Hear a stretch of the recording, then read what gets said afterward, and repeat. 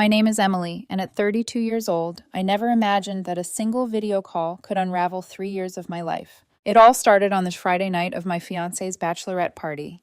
He was at a luxurious spa resort a couple of hours away, a whole weekend planned by his sister. Spa treatments, gourmet dinners, the works. I had paid for half of it. Yes, I know what you're thinking. A woman paying for her fiancé's bachelor party. Unusual, maybe, but his family didn't have the means, and his sister insisted on the extravagant location. My fiancé really wanted it. Consider it an early wedding gift. We agreed he'd video call me that evening to give me a quick tour, since I had funded half of it. I answered his call, and there he was in one of those silky robes, music and laughter in the background. "Hey, babe," he said, then turned to someone off camera. "Hold on, just showing her real quick. Quick tour of the place, really nice, I'll admit. Everything looks expensive as hell." We chatted for maybe 2 minutes. He laughed, showed me the champagne setup, sweet and affectionate. "Okay, we're about to start dinner. Love you." "Love you too. Have fun." He blew a kiss to the camera, his finger moving toward the screen. But the call didn't end. The video went dark, but I could still hear everything. He must have hit the camera flip instead of the end call button. Then his voice pierced through. God, finally. Thought she'd never shut up. I froze. His loud, drunk friend cackled. "Dude, you're so bad." "What?" "I'm just saying, 3 more weeks and I'm stuck with her for life. Like forever. Forever." My heart sank. I should have hung up, but I couldn't. Another friend chimed in. "You're the one who said yes."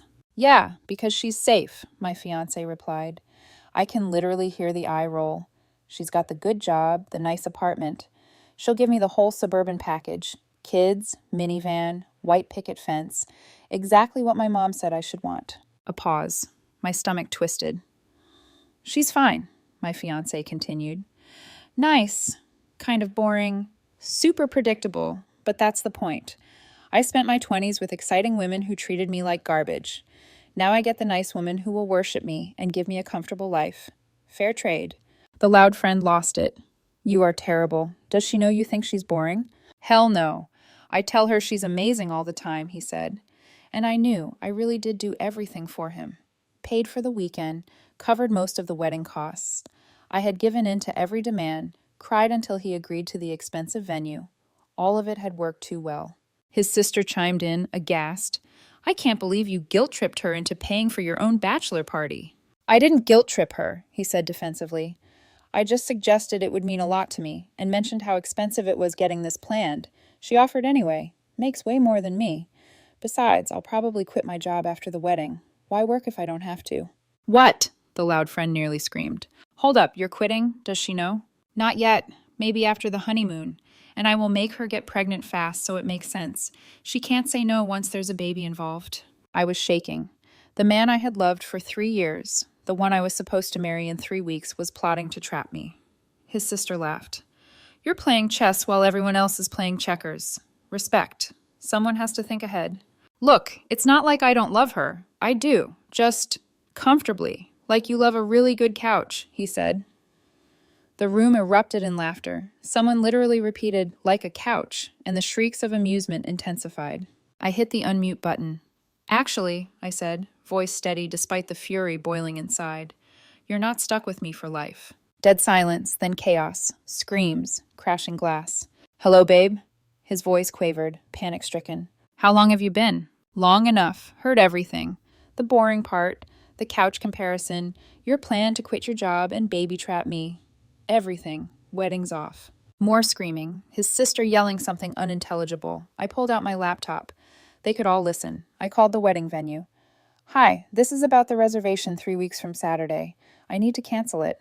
The coordinator's voice sounded hesitant. "Sir, there's a cancellation fee." "I know, we paid $8,000 total. Deposit was $3,000. Whatever your policy says, just cancel it. This wedding isn't happening." In the background, I could hear my fiancé's panicked cries. His friends tried to calm him. His sister's face filled my screen. "You can't just cancel everything. Be reasonable." "I am being reasonable," I said. "Your sister just told her friends I'm a comfortable couch she's settling for. Why would I marry someone who thinks that?" He was drunk.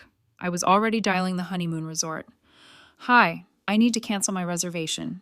Last name. Yes, I know it's non-refundable. Cancel it anyway. $6,500 gone. Didn't care. His sister's face was bright red. You're being insane. Relationships take work. You don't throw away 3 years over one comment. One comment? I snapped. She called me boring and predictable, admitted she manipulated me by crying, said she's only marrying me because I'm safe and have money, compared loving me to loving furniture. Which part should I overlook exactly? He grabbed the phone back. Makeup smeared, full-on ugly crying. Baby, please, I didn't mean any of it. We were being stupid. Don't do this. You love me. You love me like a couch, I said. I don't. I swear I was trying to be funny. It came out wrong. Cool. Go ahead and call your parents now. They should probably hear about this. No, please, not my parents. They'll be so upset. Already dialing, phone on speaker so the entire bachelorette party could hear. His dad picked up. Hey, how's my future son-in-law doing? My throat tightened. His dad was a good man. Hey, I need to tell you something straight. The wedding's canceled. I was accidentally on a video call during the bachelorette party and heard everything. Your son told his friends he's only marrying me because I'm safe and financially stable, that I'm boring and predictable, that he manipulated me into paying for things by crying, that he's planning to quit his job without telling me and get pregnant quickly so I can't say no. I already canceled the venue and honeymoon. Silence. Then my fiancé took the phone, tears streaming, his makeup ruined. He whispered, Daddy, please.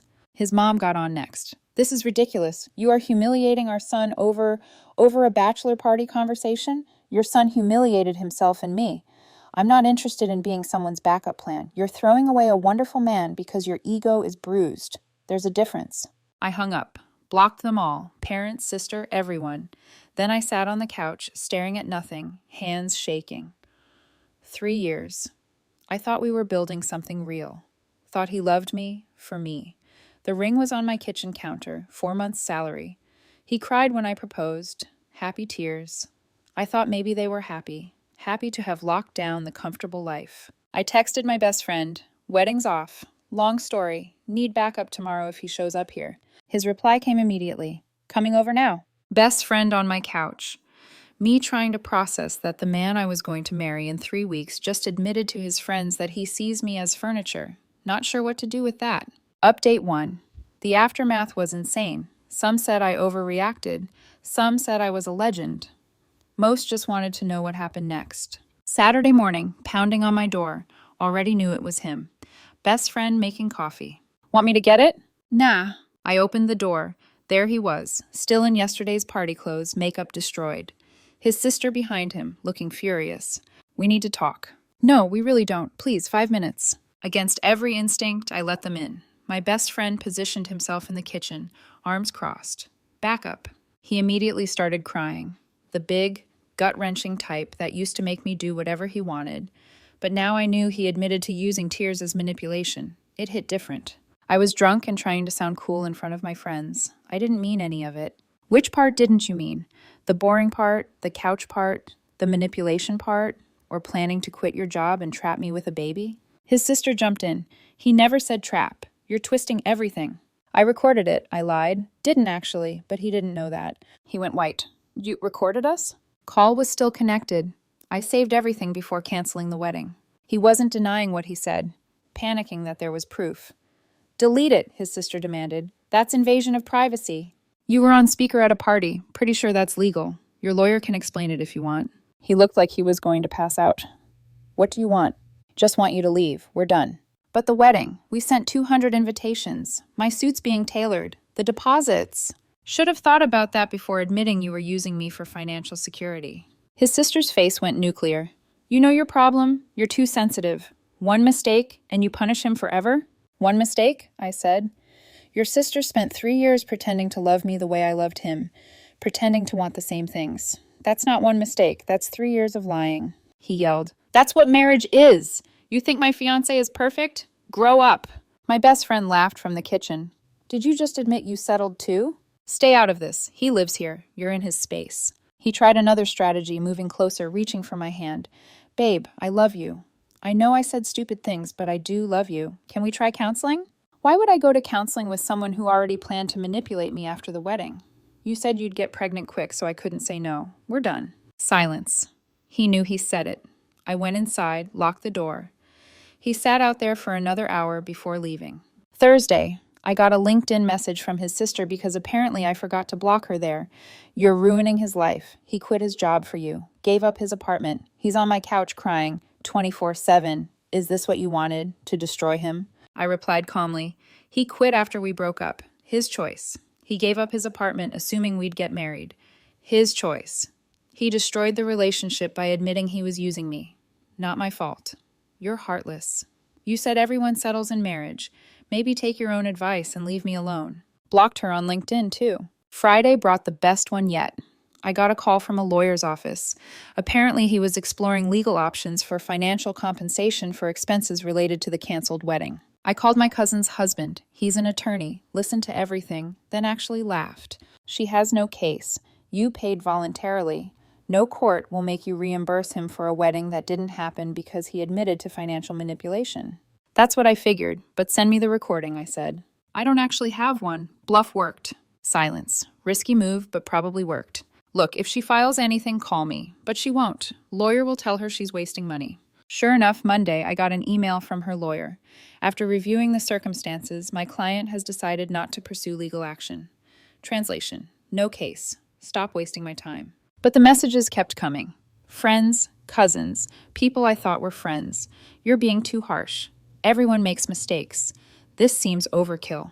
All the same response. I didn't reply. Some of his real friends, those from before him, were solid. They got it. They let me vent. 2 weeks to what would have been my wedding day. Instead, I'm eating pizza with my best friend, watching the game. Good? He asked during a commercial. Getting there. Some days suck, but yeah, I'm good. Still bothering you? Not since the lawyer thing. Think they finally convinced him to give up. Good. You deserve better than a wallet with feelings. He's right. Still hurts, though. 3 years doesn't just disappear. I loved him. Really loved him. Thought we'd have kids, grow old together, all of it. But I loved a version that wasn't real. He was playing a role. The pizza was good. The game close. My best friend kept me laughing.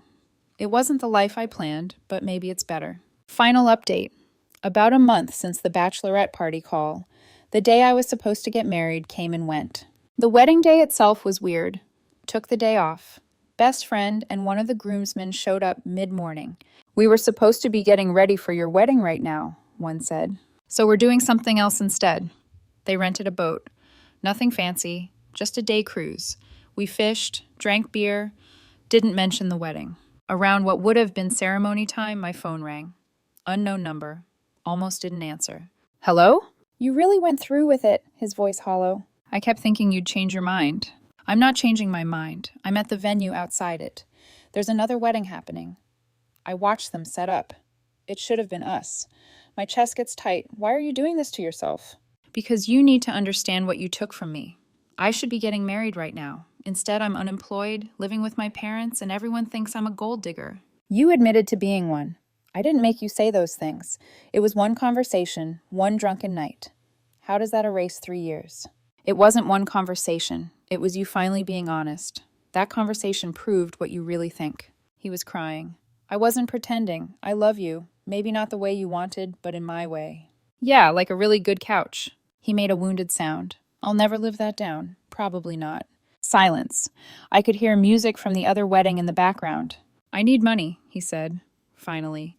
I quit my job like an idiot. My parents can't support me. I have bills. Get another job. Schools don't hire mid-year. Your old school filled your position. Not my problem. Please, just a few months help until I get back on my feet. You were going to support me anyway. I was going to support my fiancé. You're not my fiancé. Not even my friend. You're really going to let me struggle? You were going to let me get manipulated and trapped. So yeah. I hung up, blocked the number. Hands shaking. But I felt clear, like the last thread just snapped. Roommate noticed. Yep, what does she want? Money. He shook his head. Of course she did. Rest of the day was good. We caught fish, told stories. Nobody mentioned weddings. It was perfect. Over the next week, I heard through mutual friends what happened. She moved back to her hometown with her parents, working retail since she couldn't get a teaching job mid-year. Her sister told her to stop contacting me, or the family would cut her off. Her mom still posted vague Facebook stuff about loyalty and second chances, but nobody engaged anymore. Me? I'm okay. Better than okay sometimes. Got a therapist. Talked about ignoring red flags and people-pleasing. Realized I bent over backwards constantly, and she just expected it. Apartment feels different now. Got rid of furniture we picked together. Repainted, small changes that make it mine. Went on one date way too soon, probably. Nice woman. Coffee. She asked why my last relationship ended. Found out he was only with me for financial security. She nodded. Been there. Ex told his friends I was his practice girlfriend until someone better came along. We traded disaster stories for an hour. Didn't lead anywhere, but felt good to talk to someone who got it. Returned the ring, got 60% back, donated half to a literacy program. Ex loved reading to kids. Felt right somehow. Worked out. Boss cool. Mom incident forgotten. New project keeping me busy. Best friend still crashes here most weekends. His girlfriend thinks it's sweet. She's right. He's been a rock. Got a message from one of my ex's cousins last week. The only one who didn't immediately take his side. Just wanted me to know. My aunt finally admitted her son messed up. Won't apologize to me, but she stopped the social media posts. Small victory. Someone asked if I regret how I handled it. Canceling everything immediately on the call with everyone listening? Honestly, no. Could I have done it privately? Sure. Slept on it, cooled down, been diplomatic maybe. But something just snapped. Hearing him laugh about manipulating me, planning to trap me, calling me boring while they all cackled. Done. Completely done. Doing it publicly with witnesses, his parents on the phone, it wasn't revenge. It was immediate consequences. He said it with witnesses, got called out with witnesses. Fair. Truth is, I probably would have married him without that call. Would have ignored the red flags, the crying manipulation, the expensive tastes I always funded, the way he never offered to split costs. Would have married him, supported him while he quit, had kids, and eventually realized I married someone who saw me as a paycheck. By then, it would have been so much messier. That call saved me, maybe decades of that. Yeah, it hurts. Still does sometimes. See couples and think about what I thought I had. See wedding photos and remember planning mine. Wake up reaching for someone who's not there. But then I remember, like a really good couch, I deserve someone who loves me as a person, excited about me, not comfortable. Someone who wants a future with me because they want me, not because I'm safe with a good job. I deserve more than being a backup plan. We all do. To everyone who sent support, thanks. To everyone who said I overreacted, I respect it, but disagree.